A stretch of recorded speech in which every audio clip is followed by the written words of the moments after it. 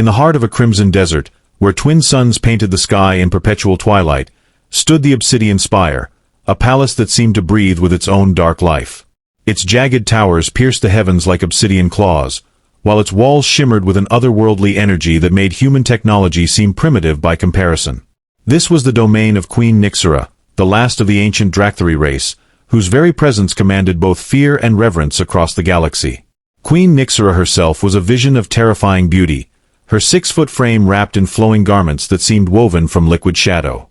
Her skin possessed an iridescent quality, shifting between deep violet and midnight black depending on the angle of light, while her eyes glowed with an inner fire that could pierce through the darkest of souls. 2 elegant horns curved back from her temples, marking her royal lineage among her people, though they were now all but extinct. The palace's grand hall stretched nearly 300 feet in length, its vaulted ceiling disappearing into darkness dotted with glowing crystal formations that pulsed like living stars.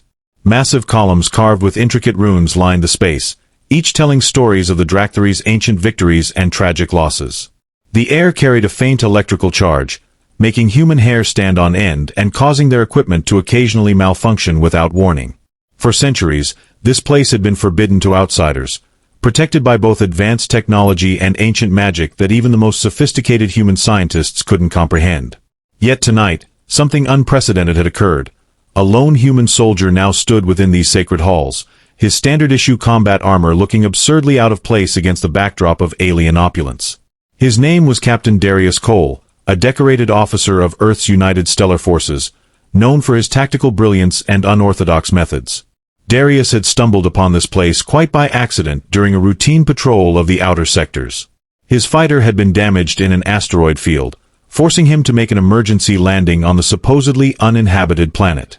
What he found instead was a civilization far more advanced than anything humanity had encountered before, and a queen who viewed his arrival as both an affront and an opportunity. As Queen Nixura approached the trembling human, her movements flowed with predatory grace, each step resonating through the vast chamber like distant thunder. Her clawed fingers wrapped around Darius's neck with deceptive gentleness, lifting him slightly off his feet despite her seemingly effortless grip. The human's combat training kicked in instinctively, but something about her piercing gaze froze his defensive reflexes before they could fully form. "I could tear you apart, human," she growled, her voice a symphony of menace and barely contained power. Her warm breath brushed against his ear as she pulled him closer, close enough for him to see the intricate patterns that danced across her iridescent skin. "Your fragile body would crumble beneath my strength like dry leaves under a storm." She paused, savoring the moment as his pulse quickened beneath her grasp. "Yet here you stand, trespassing in my domain, breathing my air, daring to exist where your kind should never have ventured." Darius forced himself to meet her glowing eyes, though every instinct screamed at him to look away. He could feel the power radiating from her, not just physical strength but something deeper, more primal. It wasn't just anger that burned in her gaze. There was curiosity there too, mixed with a hint of reluctant admiration for his courage. Or perhaps it was merely foolishness she saw. He couldn't be sure. Her tail, long and sinuous, tipped with a crystalline blade that caught the dim light, flicked impatiently behind her, creating small shockwaves in the air. The movement drew his attention momentarily, and she noticed, tightening her grip slightly in response. "You think your weapons and your ships make you masters of the stars?" she hissed, her voice dropping to a dangerous whisper. "We ruled galaxies when your ancestors were still learning to walk upright. And yet—" She released him suddenly, letting him drop to his feet with a thud that echoed through the chamber. Darius staggered but managed to stay upright, his military training kicking in to maintain some semblance of dignity. He watched warily as she circled him, her movements fluid and hypnotic, like a predator sizing up its prey. Every step she took left faint glowing imprints on the obsidian floor, marks that faded slowly like embers dying out. "You carry yourself like a warrior," she observed, her tone shifting slightly, becoming less threatening and more analytical. "Not like those soft scholars or frightened diplomats who've tried to approach us before." She stopped directly in front of him again, tilting her head as if studying some particularly interesting specimen. "Tell me, human, what makes you different from the others? Why did you come here alone?" Darius swallowed hard, feeling the weight of centuries pressing down on him. I didn't mean to intrude," he began, choosing his words carefully. My ship was damaged. I needed a safe place to land. He gestured vaguely toward the ceiling, where the glow of the twin suns filtered through crystalline windows. I had no idea this place was inhabited, let alone by. He trailed off, unsure how to finish without offending her further. Nixura's lips curled into something between a smile and a snarl. By monsters? By legends? By gods? She laughed, a sound that sent shivers down Darius's spine. Yes, we've heard how your kind speaks of us. Stories told around campfires, warnings whispered to children. But you. She reached out suddenly, her claws tracing the edge of his armor without actually touching him. You don't smell of fear like the others. Interesting. Their standoff stretched, neither willing to break eye contact first. Darius could feel sweat trickling down his back, though whether from fear or the oppressive heat of the chamber he couldn't tell. The air between them crackled with tension, charged with centuries of mistrust and misunderstanding. Yet beneath the surface hostility, something else stirred, a mutual recognition of strength, a shared understanding that went beyond species and history. Very well, human, Nixura finally said, stepping back with calculated deliberation. Her claws retracted slightly, though they remained visible as a reminder of her power. You may live, for now.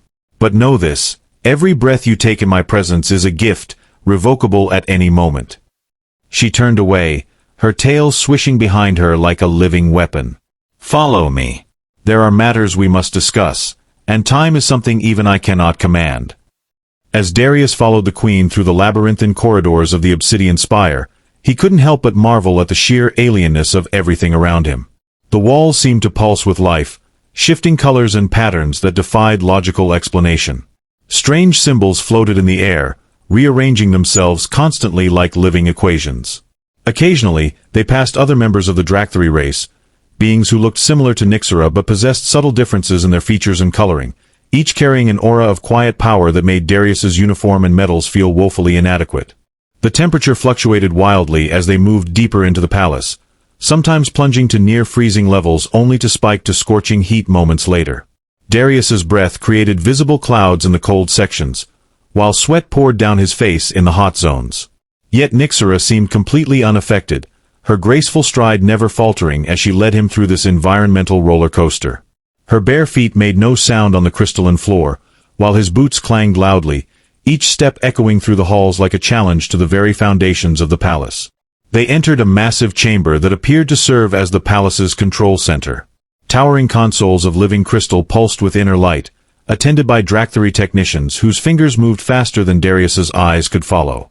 Holographic displays filled the air, showing star charts and tactical information that made his own military briefings look like child's drawings. The gravity in this room felt heavier too, pressing down on him with an almost physical weight that made each step require extra effort. This way, Nixura commanded, leading him toward a platform overlooking the main operations area. As they ascended, Darius noticed something peculiar about the way the Dracthyri moved. Their motions were accompanied by subtle shifts in the air pressure, creating small sonic booms that humans wouldn't be able to detect without specialized equipment. It was as if they were communicating through these pressure waves, adding another layer to their already complex interactions. At the top of the platform stood a massive holographic display showing various fleet movements across nearby star systems. Darius recognized some of the human vessels, but many others were completely unfamiliar. The scale of the operation was staggering. Dozens of civilizations he'd never heard of were represented, each marked with different colors and symbols that meant nothing to him. The realization hit him hard. Humanity wasn't just dealing with one advanced species here, but an entire galactic network of which they were completely ignorant. This is our dilemma, Nixura began, gesturing to the display with a sweep of her hand that somehow seemed both elegant and threatening. The balance we've maintained for millennia is breaking. Something is coming. Something that threatens not just your pathetic little empire, but everything. Her voice carried a weight that made Darius's chest tighten. The Caith horde approaches, and with them comes destruction unlike anything you've faced before. She turned to face him, her glowing eyes locking onto his with unsettling intensity. We need your help, human. Not because we value your lives, but because your kind has something we lack: numbers, adaptability, and a disturbing willingness to throw yourselves into hopeless battles. A bitter smile twisted her lips. Irony, isn't it? For centuries we've watched your species spread across the stars like a plague, destroying everything in your path. Now we must ask you to do exactly what you're best at. Fight and die for a cause greater than yourselves. The weight of her words settled over Darius like a physical burden. He glanced at the display again, noticing now how several of the markers representing human colonies were flashing red. The implications were staggering. Entire worlds at risk, millions of lives hanging in the balance. Yet mixed with the growing sense of dread was something else, a spark of excitement, the thrill of being part of something monumental. For years he'd fought in skirmishes and border conflicts, but this was something else entirely. You want us to fight alongside you? He asked, his voice steadier than he expected. After everything? After how humans have treated your kind? The question hung in the air between them, heavy with centuries of misunderstandings and conflicts. Nixura's laughter echoed through the chamber, rich with bitter amusement. Oh, human, you think this is about trust? About forgiveness? No, this is about survival. Pure and simple. Your species might be short-sighted and destructive, but you breed like vermin and fight with a ferocity that even we must respect. We need that ferocity now more than ever. She stepped closer, her presence filling the space around him. But know this, if you agree to this alliance, it will cost you everything.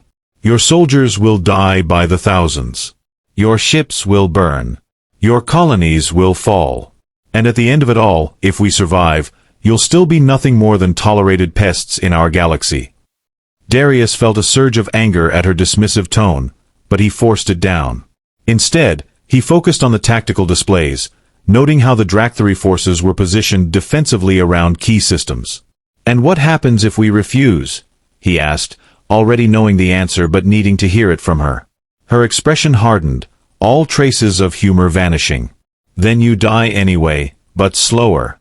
More painfully. The Caith will use your worlds as breeding grounds, your people as food sources. They will strip your planets bare and leave nothing but dead rocks behind. She leaned in close again, her voice dropping to a whisper that somehow carried more weight than her previous declarations. But if you join us, if you fight with everything you have, there's a chance, however slim, that some of you might survive. That some of your precious human legacy might endure. The gravity of her words sank in, mixing with the literal increased gravity of the chamber to make Darius's knees feel weak. He gripped the railing behind him for support, staring at the tactical display as pieces began falling into place. The situation was worse than he'd initially thought. Far worse. The Caith weren't just another alien threat, they were an existential crisis for every intelligent species in this sector of space. What do you need from us? He asked finally, already knowing he'd committed to this course of action, regardless of the personal cost. The soldier in him recognized the strategic necessity of this alliance, even if the human part of him recoiled at the thought of working with a species that viewed his kind as little more than vermin. Nixura's smile returned, colder and more calculating this time. Everything human. Every ship, every soldier, every resource you can spare. And you. She pointed a clawed finger directly at him. You will be my liaison. My ambassador. My hostage, if you prefer. Her tail lashed behind her, creating small shockwaves that rattled the nearby equipment. You will coordinate our efforts, translate our strategies for your commanders, and ensure your people understand the gravity of what's coming. The enormity of the task threatened to overwhelm Darius, but he straightened his posture, drawing on years of military discipline. Understood, he said simply, knowing that anything more elaborate would ring false in this moment. But my people will need proof, tangible evidence of this threat. Something more than just your word. Her laugh this time was genuine, filled with dark amusement. Oh, you shall have your proof soon enough, human. Very soon. She turned back to the display, her fingers dancing across the controls. Prepare yourself, Captain Cole. Your comfortable little view of the universe is about to be shattered. And when it is, remember this moment, when you chose to stand with us rather than against us. Whether it was the right choice remains to be seen. As the tactical briefing continued, Darius found himself grappling with an unexpected challenge: communication. The Dractari language proved to be an intricate tapestry of sounds, gestures, and contextual cues that defied straightforward translation. Their spoken words carried multiple layers of meaning, with pitch, duration, and accompanying body movements all contributing to the overall message. Even their written language was alive, literally moving across surfaces in patterns that shifted based on emotional context and social hierarchy. "This is your third attempt to explain our fleet deployment strategy," Nixura observed wryly, watching Darius struggle with the translator device strapped to his wrist. The poor machine was smoking slightly, its circuits overwhelmed by the complexity of Dractari syntax. "Perhaps we should consider teaching you our language directly. Though I doubt your vocal cords could manage the proper frequencies." Darius wiped sweat from his brow, trying not to feel insulted. "Maybe start with something simpler? Like why your ships keep disappearing from the display." He pointed to the tactical hologram, where several Dractari vessels had vanished and reappeared in different locations multiple times during their discussion. "That's classified information," Nixura responded automatically, then added with a smirk, "and also beyond what your primitive brain could comprehend without extensive neural enhancement." She watched with amusement as his jaw tightened. "Relax, human. You'll learn. Eventually. Perhaps." The cultural divide between them manifested in countless ways, often leading to moments of accidental comedy. When Darius attempted to salute according to human military protocol, Nixura interpreted it as a submissive gesture and responded by extending her wings, a display of dominance that sent shockwaves through the chamber and nearly knocked him off his feet. Their subsequent attempts at formal introductions devolved into a series of increasingly ridiculous misunderstandings, culminating in Darius accidentally triggering a minor diplomatic incident by offering his hand for a handshake, a gesture that, to the Dractari, signified a challenge to single combat. Despite these challenges, they gradually developed a unique method of communication. Darius discovered that speaking in clear, direct sentences worked best, while Nixura learned to moderate her natural tendency to speak in layered metaphors and historical references. They established a rhythm of sorts. She would present information in broad strokes, allowing him to ask clarifying questions, and together they would build bridges between their vastly different perspectives. Food presented another interesting challenge. When Nixura offered him traditional Dractari refreshments, Darius found himself facing dishes that seemed to defy the laws of physics. Liquids that hovered in mid-air, solids that changed color and texture based on the observer's emotional state, and aromas that triggered involuntary memories from his childhood. His polite refusal earned him a lecture on the importance of sharing sustenance in Dractari culture, which he countered with a demonstration of human eating habits using ration packs from his survival kit. The sight of him consuming processed food squares while explaining Earth's culinary traditions left Nixura both fascinated and mildly disgusted. Their interactions became a delicate dance of mutual adaptation. Darius learned to recognize the subtle shifts in Nixura's body language that indicated changes in her mood. The way her tail stiffened when irritated, how her wings twitched when amused, and the particular glow pattern that signaled genuine interest. In turn, Nixura adjusted her behavior, moderating her natural dominance displays and attempting to understand human concepts of personal space and appropriate physical contact. These moments of cultural exchange often led to unexpected insights. During one particularly frustrating negotiation session, Darius's casual mention of Earth's weather patterns sparked a lengthy discussion about atmospheric manipulation techniques.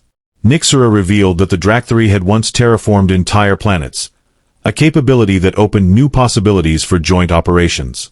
In return, she listened intently as Darius explained human psychological warfare tactics, finding particular interest in the concept of misinformation campaigns. Their growing rapport didn't go unnoticed by the other Dractari. Senior advisors watched their interactions with a mixture of concern and fascination, occasionally interrupting with pointed questions about human military capabilities or cultural practices. These sessions often descended into spirited debates, with Darius defending human ingenuity while Nixura playfully challenged his assertions, creating a dynamic that, while tense, began to foster genuine understanding between their species. Through these exchanges, they discovered common ground in unexpected places. Both cultures valued honor, though they expressed it differently. Both understood the importance of sacrifice for the greater good, though their definitions of greater good often diverged dramatically. And both appreciated a well-executed strategic maneuver, though their methods of execution couldn't have been more different.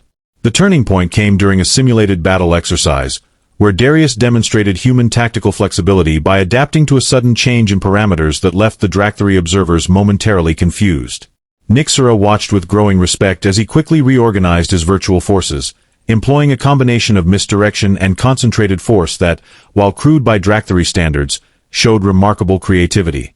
Not bad for a primitive, she admitted afterward, her tone carrying genuine appreciation rather than condescension. This newfound respect became the foundation for their working relationship. They began to anticipate each other's needs and responses, developing a shorthand that allowed them to communicate complex ideas with surprising efficiency. When Darius struggled to articulate a particularly difficult concept, Nixura would pause and rephrase her explanation in terms he could grasp. When she became frustrated with human bureaucratic procedures, he would patiently explain the reasoning behind them, often finding parallels in Dractari administrative protocols. Their progress wasn't without setbacks. Cultural blind spots led to misunderstandings that sometimes escalated into heated arguments. Military terminology clashed with ancient Dractari battle traditions. Human concepts of time and scheduling conflicted with the Dractari's more fluid approach to temporal organization. Yet each challenge overcome brought them closer to effective cooperation, forging a bond that, while still tenuous, showed promise of becoming something truly remarkable. The Caith advanced faster than expected, Nixura announced abruptly, her usual composure cracking slightly as she reviewed the latest intelligence reports. The holographic display above them pulsed urgently, showing enemy forces pushing through defensive lines that had held for centuries. Our automated defenses at the Persian Gate have fallen. The outer colonies are already burning. Her claws flexed involuntarily, leaving faint scratches on the crystalline console before her. Darius studied the tactical readouts, his military training kicking into high gear. We need to establish a staging area, he suggested, pointing to a cluster of neutral systems along the predicted invasion path. Somewhere we can gather forces from both our fleets without compromising strategic positions. His finger traced a line through the holographic map, highlighting potential rally points. Nixura's eyes narrowed as she considered his suggestion. The Crescent Nebula, she said finally. Its gravitational anomalies will mask our preparations from Caith sensors. But getting there.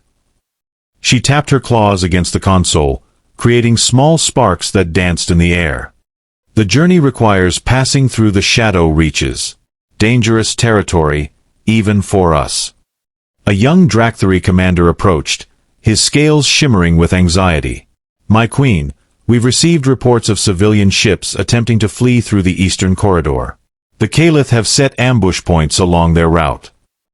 He hesitated, glancing at Darius before continuing. Our patrols are stretched thin. We can't protect them all. Darius felt the weight of responsibility pressing down on him. Divert some of our reserve fleet, he suggested. Use human freighters as decoys. They're faster and more maneuverable than your heavy cruisers. We can draw the Caith away from the civilian routes while establishing secure transit lanes. Nixura raised an elegant eyebrow. Risking your ships for our civilians? How noble. The sarcasm in her voice was tempered by something else, perhaps grudging respect. Very well. Commander Vrax, implement the humans' plan.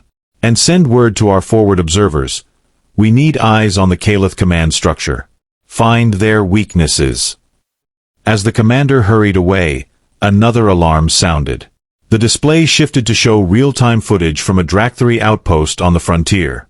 The scene was chaos, ships exploding in silent bursts, ground forces overwhelmed by hordes of insectoid creatures that moved with terrifying speed and coordination. Darius felt his stomach churn as he watched human colonists fighting alongside Dractari warriors, their combined forces making a desperate last stand against impossible odds. We need to buy them more time, he said urgently. If we can hold the Caith at the frontier for another week, we can complete our preparations at the Crescent Nebula. He called up additional data on his wrist console. There's an abandoned mining facility in Sector 7. It's heavily fortified, could serve as a temporary stronghold. Nixura's tail lashed behind her, creating small shockwaves that rattled the nearby equipment. Agreed. But we'll need someone to lead the defense personally. Someone who can coordinate both human and Dractari forces effectively. She turned to face him, her glowing eyes boring into his. Someone who understands both species' strengths and weaknesses. The implication hung in the air between them. Darius straightened his posture, recognizing the moment for what it was.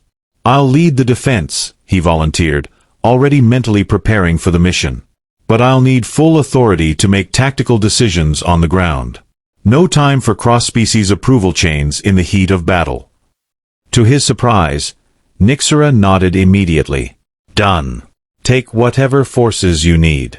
Draw resources from both our fleets. But remember this, human, if you fail, the path to our homeworld will be open.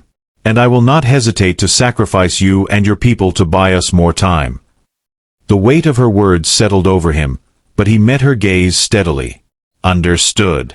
But if we succeed, you'll owe me a favor." He grinned despite the gravity of the situation. "Maybe next time, you can try explaining your quantum entanglement communication system without making my head explode." Her laugh was sharp and genuine, cutting through the tension like a blade. "Careful, human. You're starting to think like one of us." She activated a comm channel, her voice taking on a commanding edge. "Prepare a strike force. We move within the hour. And Darius." She waited until he met her eyes again. "Bring our people home. All of them." The assembly chamber buzzed with controlled chaos as representatives from both human and Dractari forces gathered for the pre-mission briefing. Darius stood at the center of the platform, flanked by Nixura, who towered over him with an imposing presence that made even the most seasoned human officers shift uncomfortably. Around them, holographic displays projected detailed maps and tactical data, while technicians from both species worked feverishly to synchronize their respective systems. "Listen up," Darius called out, his voice amplified by the chamber's acoustics. "We've got 72 hours to fortify the mining facility and establish evacuation routes for civilian ships. Commander Nixura and I have divided the operation into 3 phases." He gestured to the largest display, which showed a rotating model of the target system. "Phase 1. Secure the perimeter. Phase 2. Establish defensive grid. Phase 3. Hold until reinforcements arrive." A human lieutenant raised his hand. "Sir, about working with the Dractari units. Their shield frequencies are incompatible with our targeting systems. We could end up shooting each other." Before Darius could respond, Nixura stepped forward, her tail flicking impatiently. "Your targeting systems are primitive," she stated bluntly. "We've modified our shield harmonics to create a distinctive signature. Your sensors will recognize it as friendly." She fixed the lieutenant with a penetrating glare. "Learn to distinguish ally from enemy, human, or you'll find yourself on the wrong end of both." The lieutenant swallowed hard but nodded. "Understood, ma'am." Darius suppressed a smile at the exchange. "Moving on," he continued, pointing to another display. "Supply lines are critical. We'll be using human freighters for rapid resupply runs. Their smaller profile makes them harder targets. Commander Vrax has agreed to provide escort duty with Dractari fighters." He glanced at the young Dractari officer, who inclined his head in acknowledgement. A rumble of discontent rippled through the assembled forces as Nixura added, "Remember humans, our fighters operate on different energy matrices. Stay clear of their exhaust trails unless you enjoy having your ship's electronics fried." Her comment drew nervous chuckles from the human contingent and approving nods from the Dractari. The briefing continued with a detailed breakdown of each unit's responsibilities. Human Marines would handle ground operations, their flexible tactics complementing the Dractari's superior firepower. Engineering teams from both species would work together to reinforce the facility's existing defenses, combining human ingenuity with Dractari technological sophistication. Medical units established a triage protocol that accounted for the physiological differences between species, ensuring that wounded from both sides would receive appropriate care. As for communications, Darius announced, pulling up a schematic of the integrated comm system, "We've developed a hybrid protocol that translates between our languages in real time. It's not perfect, but it'll keep us talking during combat." He patted the translator device on his wrist, which now sported several modifications courtesy of Dractari engineers. "Remember, clear and concise orders only. Save the poetry for after the battle. Nixura stepped forward again, her presence commanding immediate silence.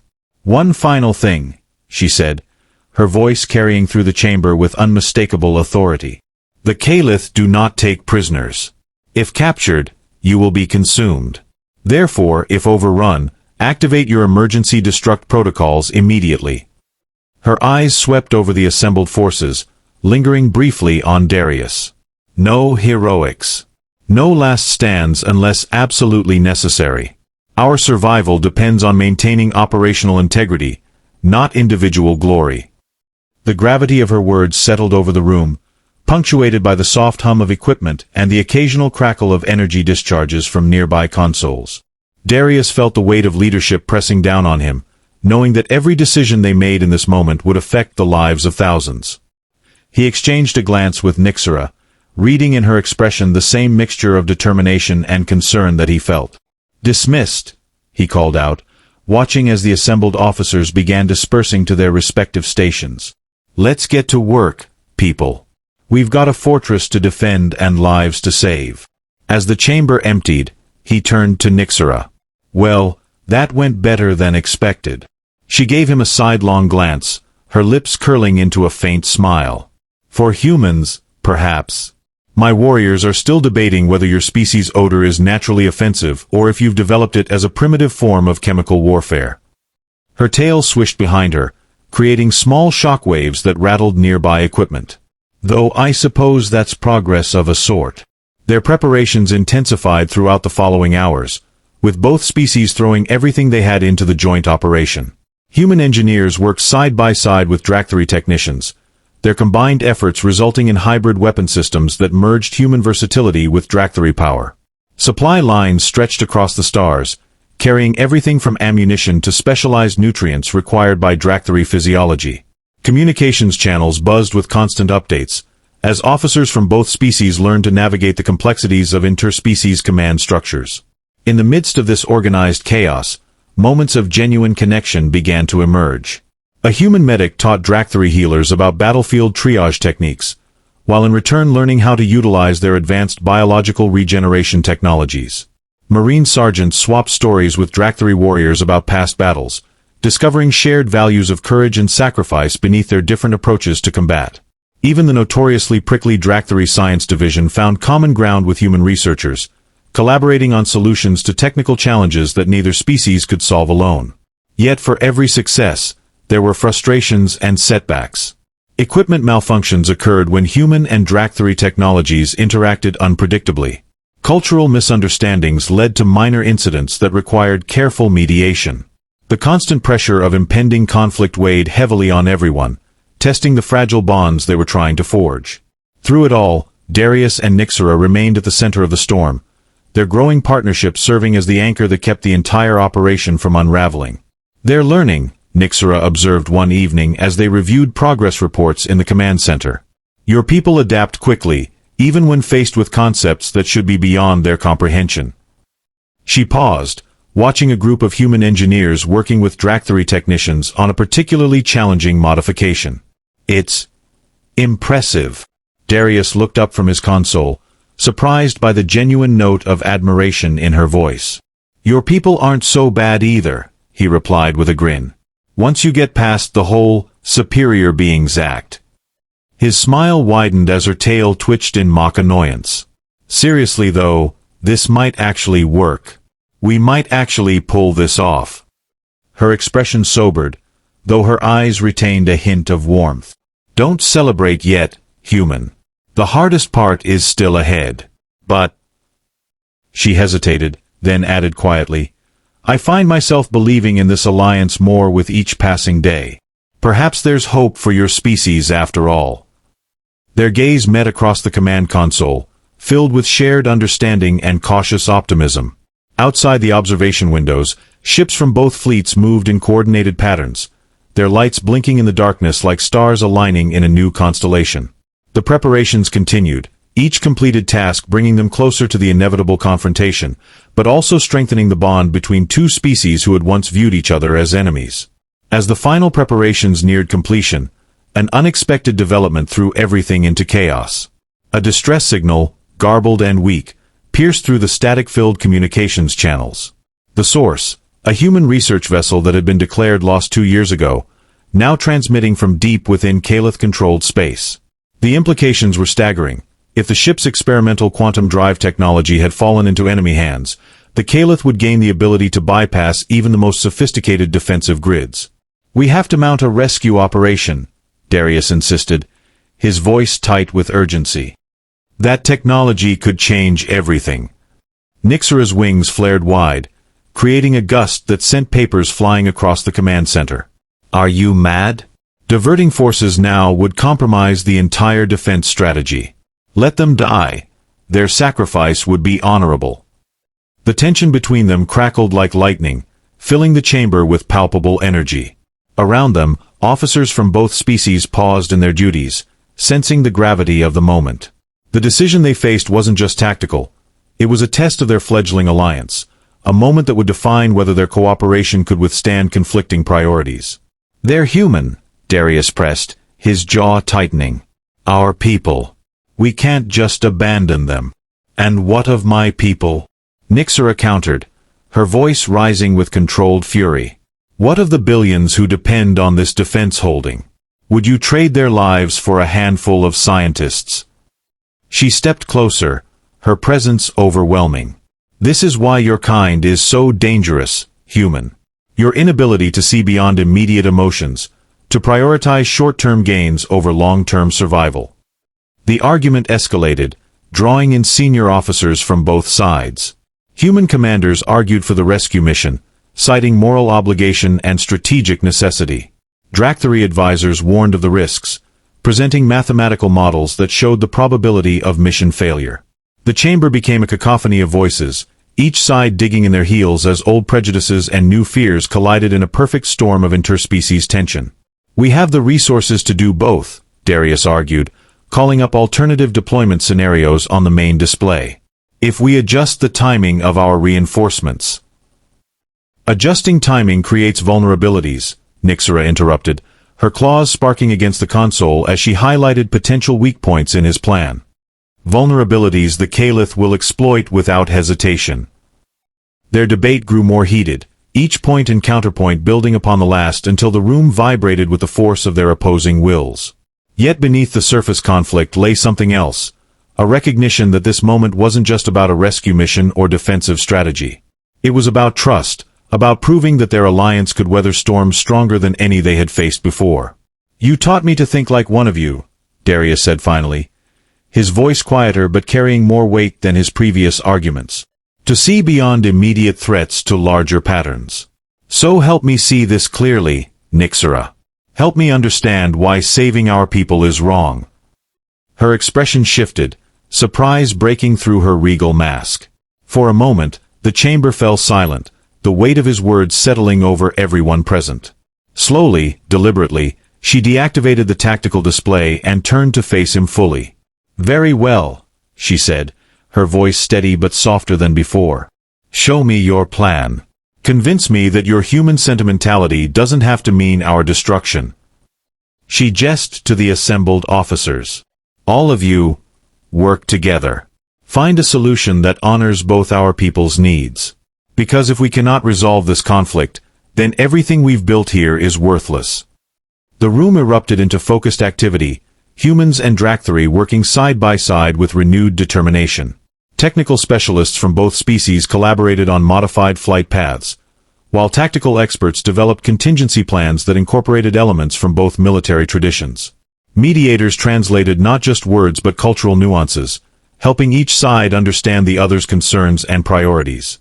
Through it all, Darius and Nixura remained at the center of the storm, their earlier conflict transforming into something more profound. They moved between workstations, offering guidance and insight, their body language reflecting a growing synergy that transcended species boundaries. When disagreements arose, they addressed them immediately, modeling the kind of cooperation they demanded from their subordinates. Hours stretched into days as they worked through countless iterations of the plan. Each proposed solution revealed new challenges, forcing them to dig deeper into their shared pool of knowledge and experience. The stress showed in the dark circles under Darius's eyes and the slight dulling of Nixura's normally vibrant glow, but neither showed signs of giving up. Their determination became infectious, spreading through the ranks and fueling the collective effort with renewed energy.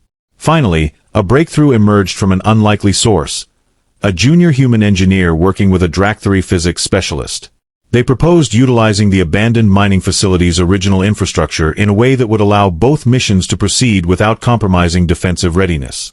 The idea was risky, requiring precise timing and flawless execution, but it offered a viable path forward that respected both species' core values. As the final details came together, Darius found himself standing beside Nixura, watching their combined forces mobilize for the dual operation. The atmosphere in the command center had transformed from tense confrontation to focused unity, with humans and Dractary moving in synchronized patterns that spoke of growing trust and understanding. "You were right," Nixura admitted quietly, her words meant only for him. "Sometimes emotion and strategy can coexist.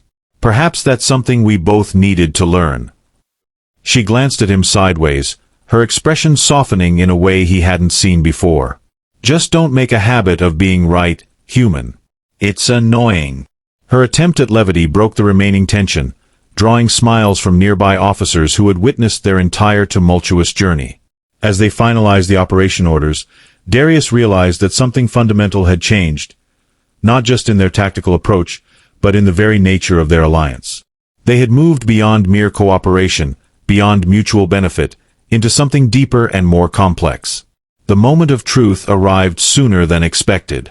Warning klaxons blared through the command center as sensor arrays detected massive Caith movement near the human research vessel's last known position.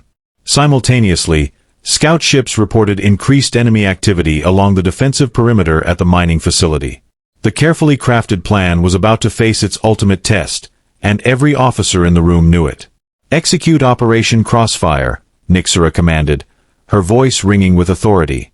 "Rescue teams launch immediately. Defensive forces prepare for imminent engagement."